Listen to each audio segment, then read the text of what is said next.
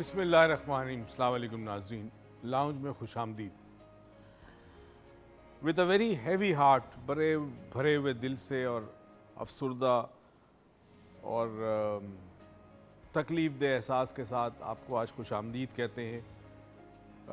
जिस मौजू का हमने आगाज़ किया था कल, गुज़रे हुए कल, उसी को आज और आने वाले कल लेके चलेंगे।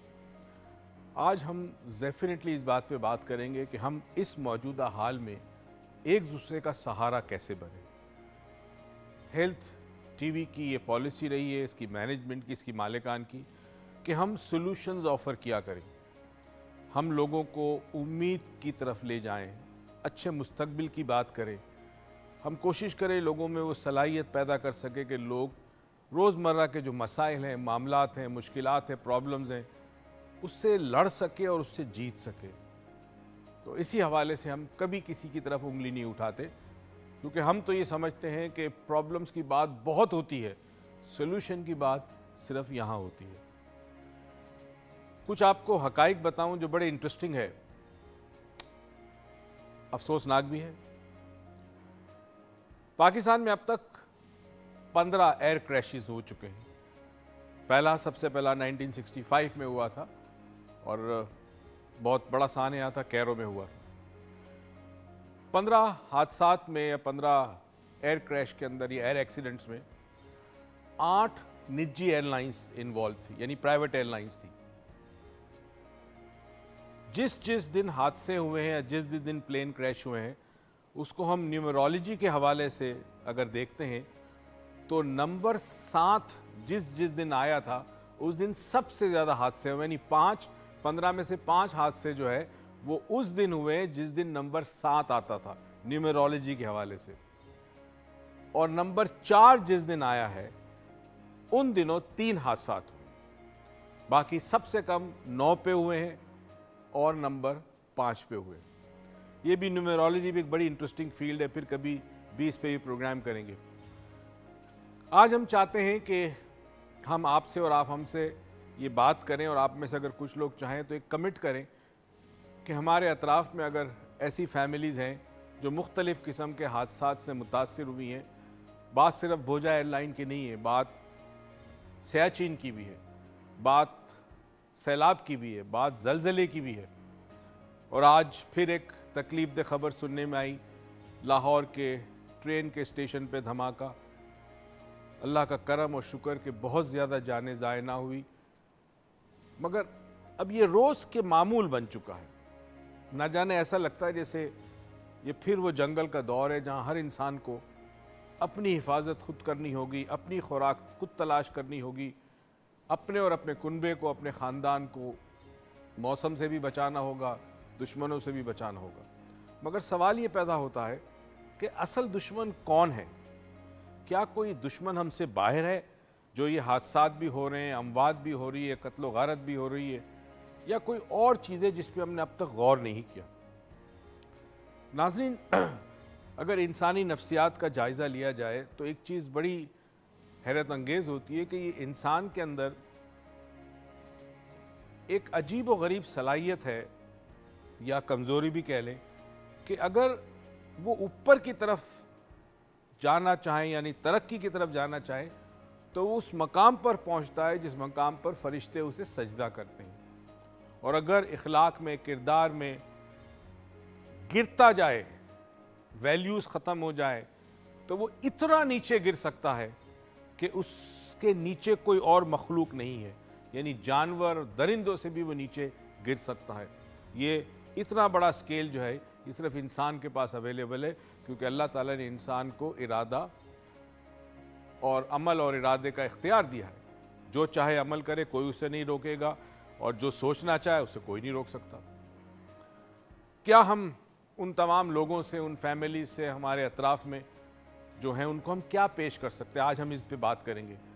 हम क्या कर सकते हैं माइंड साइंसिस के लोग, और डेफिनेटली हेल्थ टीवी के फोरम से हम जो कुछ हो सकता हम करने को तैयार हैं। आप क्या कर सकते हैं? ठीक है, चंद बोल हमदर्दी के, किसी के दुख को महसूस करना, कुछ देर जाकर वक्त देना किसी के घर में, बहुत अच्छी बात है, होनी चाहिए। मगर प्रैक्टिकली हम क्या कर सकते हैं? हम में से हर फर्द अपने अपने मोहल्ले में क्या कर सकता है अगर कोई ऐसी फैमिली है तो।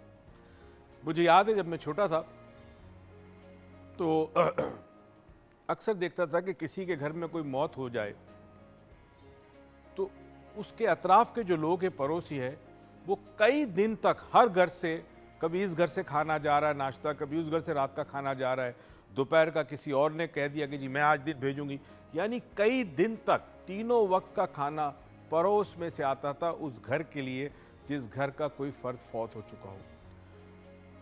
यानी इतना बड़ा सपोर्ट सिस्टम था कि जिस घर में मौतगी हुई या मौत हुई है, वहाँ के लोग अपने दुख और दर्द से जब तक बाहर नहीं निकलते, सेंस ऑफ लॉस को एक्सेप्ट नहीं कर सकते, ज़िंदगी जब तक नॉर्मल नहीं होती, तो ये जो खाने पीने का इंतज़ाम है जो कि खुद एक टाइम कंज्यूमिंग भी है, वो लोगों की तरफ से हेल्प हो जाती है। हज पे लोग जाया करते थे, मुझे नहीं पता कि अब ये है कि नहीं, मगर हज पे जब लोग जाया करते थे या तैयारी करते थे तो कई महीनों पहले पता चल जाता था कि फ़ला ये जो घर वाले हैं या ये मोहल्ले में जो ये साहब रहते हैं या इनकी बेगम या साहब ये फैमिली हज पे जा रही है। तो लोग महीनों पहले हज पे उनके जाने से पहले विज़िट के लिए आते थे, और जब विज़िट के लिए आते थे, मुलाकात के लिए आते थे, तो डेफिनेटली कहते होंगे कि जब आप जाओ खाना काबा तो हमारे लिए दुआ करना, मस्जिद नबी में जाओ और दीदार करो मस्जिद नबी का, तो हमारे लिए हाथ उठा के दुआ करना, ये तमाम बात कहते थे। मगर एक चीज़ बड़ी इंटरेस्टिंग होती थी, वो ये होती थी कि कुछ पैसे दे के जाते थे, यानी मांगते नहीं थे, अपनी तरफ से एक हदिया या एक तरह से जैसे गिफ्ट होता है, पैसे दे के जाते थे। वो कॉन्सेप्ट ये था कि इतने तमाम लोग, मोहल्लेदार, रिश्तेदार, अजीज़, जब पैसे दे के जाते थे, वो पैसे उन हज के अखराजात में काम आते थे। कैसा माशरा था ना कि घर में कोई सानिया हो जाए तो अड़ोस पड़ोस के लोग तैयार बैठे हर किस्म का सपोर्ट देने के लिए, और अगर कोई ऐसा काम हो जिसमें अखराजात इन्वॉल्व हो तो भी आपका पड़ोसी, आपके रिश्तेदार बैठे हैं कुछ ना कुछ ताउन करने के लिए, कुछ ना कुछ अपना हिस्सा डालने के लिए कि आप पर बोझ कम से कम है। कहाँ गया वो माशरा, कहाँ गए वो लोग? हम ही और आप तो थे ना। हमने ये ज़माना देखा, मगर हमारी औलादों के अंदर ये बात क्यों नहीं है? क्या हमारी तरबियत में गलती आ गई? क्या मीडिया ने हटा दिया? क्या बहुत ज़्यादा आज़ादी मिल गई? क्या खुदगर्जी इतनी ज़्यादा आ गई कि आज हम किसी और के दुख को महसूस करने को तैयार नहीं है, सिवाय चंद अल्फाज हमदर्दी के जो हम अदा कर सकते हैं? प्रैक्टिकली क्यों नहीं कर सकते? हम अपने घरों से उठ के क्यों नहीं जा सकते? आजकल आपने देखा होगा कि बहुत सारे मोहल्लों में सिक्योरिटी की वजह से मुख्तलिफ़ किस्म की उन्होंने तरकीबें की हुई, कहीं गार्ड्स लगाए हुए हैं, कहीं पे उन्होंने ब्लॉक्स लगाए हुए हैं, वगैरह वगैरह, बहुत सारी चीज़ें, रोड ब्लॉक्स वगैरह हैं। अगर मोहल्ले के अंदर चंद अफराद मिलकर ये काम कर सकते हैं, अपने मोहल्ले को सेफ कर सकते हैं, तो क्या हम मोहल्ले में किसी घर में होने वाले किसी सानिया में, किसी प्रॉब्लम के अंदर जो लोग हैं, क्या उनकी हम मावनत नहीं कर सकते किसी न किसी हवाले से? बात सिर्फ जाकर दुख शेयर करने की नहीं है, प्रैक्टिकली क्या किया जा सकता है? ये बड़ा इंपॉर्टेंट सवाल है। हम में से हर शख्स अगर ये सोच ले कि हम कुछ करने को तैयार हैं, तो शायद हमारे इस माशरे के अंदर बहुत अच्छी बेहतरी आ सकती है। वेट ना करें कि कोई मौजिज़ा होगा, कोई आएगा नया आसमान से, कोई बहुत बड़ी तब्दीली आएगी। जो तब्दीली आएगी वो मुझे और आपको लानी होगी, अपने रवैयों से, अपने बर्ताव से, अपने किरदार से, अपने आमाल से। और हाँ, दुआएं उस वक्त तक कबूल नहीं होती जब तक अमल ना हो। तो दुआएं तो हम करते हैं, मगर अमल करना हम भूल गए हैं। अमल बहुत ज़रूरी है ज़िंदगी के लिए। नाजरीन, जब ब्रेक से वापस आएंगे तो मैं आपसे कुछ तरकीबें चाहूँगा, आपका मशवरा चाहूँगा। आप क्या मशवरा देते हैं? हमें क्या करना चाहिए? ये सोच के मशवरा दें कि ऐसा कोई काम हो जो हम में से हर शख्स बआसानी कर सके। जब हमारे मुल्क में फ्लड आया, जब हमारे मुल्क में सैलाब आया, तो सारी कौम एक हो गई। लोगों ने जो दे सकते थे दिए, जितना डोनेशन दे सकते थे। कुछ लोग फिजिकली गए उन जगहों पर हमारे पाकिस्तानियों की मदद के लिए। कौम यकजा हो जाती, मगर इस यकजा होने के लिए किसी सानहे की ज़रूरत नहीं है, क्योंकि अगर सानहे की वजह से, हादसे की वजह से आप यकजा होते हैं, तो याद रखिए कानून कुदरत है, इसको लॉ ऑफ अट्रैक्शन कहते हैं। बार बार आपके मुल्क पर मुसीबत आएगी, आप पर मुसीबत आएगी, क्योंकि आपका तरीका ही एक होने का ये है कि कोई सानिया हो, कोई मुसीबत आए, कोई हादसा हो। तो क्या चाहते हो कि कोई सानिया हो, कोई हादसा हो, फिर कोई जहाज़ क्रैश हो, फिर हमारे फौजी सिविलियन पहाड़ों के, बर्फ़ के पहाड़ों के नीचे दब जाएं, उनका अता पता ना मिले, या कोई बहुत बड़ा तूफान आए, या कोई अर्थक्वेक आए? नहीं।